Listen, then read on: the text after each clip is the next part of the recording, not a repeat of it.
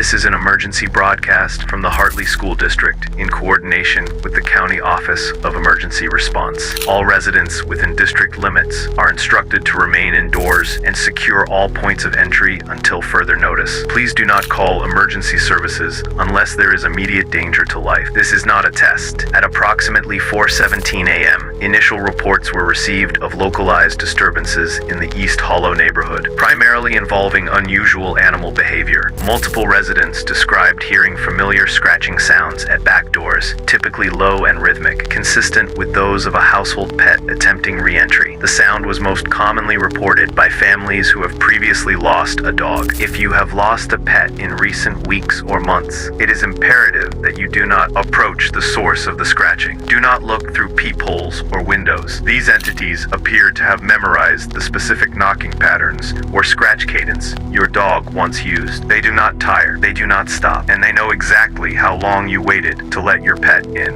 Initial visual contact descriptions indicate the figure at the door resembles the deceased animal in general shape, but is described as wider, too wet, and smiling. One eyewitness stated that the snout had lengthened past the jawline, revealing rows of small, round teeth, none of which were canine. Attempts to photograph or record these entities have resulted in corrupted files, or, in one case, audio playback of a child's voice saying the owner's name over and over. Residents who have opened the door report immediate regret. In all confirmed cases, the door was left open for less than 3 seconds before the subject closed it again, but this was sufficient. Audio logs from one affected household captured the subject muttering, "It knew where the treats were.